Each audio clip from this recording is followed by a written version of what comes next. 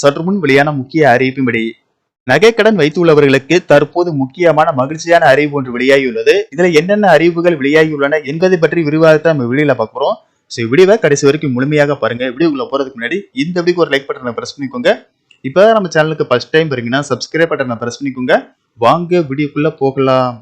வங்கிகள் மற்றும் நகைக்கடன் வழங்கும் நிதி நிறுவனங்களில் நகைக்கடன் வாங்கியவர்கள் பலர் முழு தொகையும் செலுத்த முடியாமல் வட்டியை மட்டும் செலுத்தி வந்து அசலை கட்ட முடியாமல் நகையை மீட்க முடியாத நிலையில் இருந்து வந்த நிலையில் அவர்கள் பயன்பெறும் வகையில் புதிய சலுகையை இந்திய ரிசர்வ் வங்கி கொண்டு வர உள்ளது.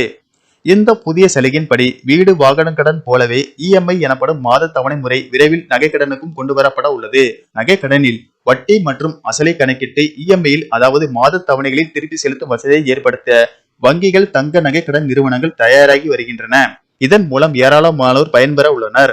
இந்திய ரிசர்வ் வங்கி வெளியிட்ட சுற்றறிக்கையில் தங்க நகை கடன் தொகை, நகை மதிப்பீடு, நகை ஏலத்தில் வெளிப்படைத்தன்மை, நகைக்கு இணையான கடன் தொகை விகிதம், ஒரே அடமான கடன் மீது கூடுதல் கடன் ஆகியவற்றில் பல குறைபாடுகள் தெரிய வந்திருப்பதாக அதில் கூறப்பட்டுள்ளது.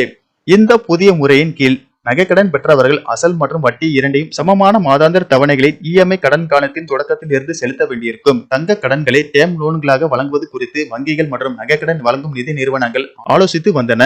இதனைத் தொடர்ந்து நகைக்கடன் வணிகத்தில் புதிய வசதியாக இஎம்ஐ திட்டத்தை அறிமுகம் செய்ய வங்கிகள், நகைக்கடன் நிறுவனங்கள் நடவடிக்கை எடுத்துள்ளன.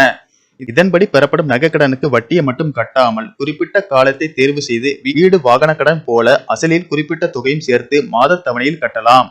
இதனால் குறிப்பிட்ட ஆண்டுகளில் நகைக்கடன் அடைவதுடன் அசலை கட்ட முடியாமல் நகைகள் ஏலம் விடப்படுவது தவிர்க்கப்படும் என்பதால் வாடிக்கையாளர்களுக்கும் நன்மை ஏற்படும். இந்த புதிய விதிமுறை விரைவில் அமல்படுத்தப்பட உள்ளன. இதன் மூலம் நகைக்கடன் வாங்கியவர்கள் மகிழ்ச்சி அடைந்துள்ளனர்.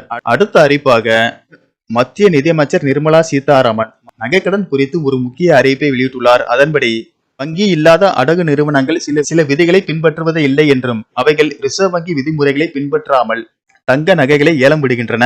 அடகு நிறுவனங்கள் இப்படி செய்வது தெரிந்தால் அதற்கு எதிராக கடும் நடவடிக்கை எடுக்கப்படும்.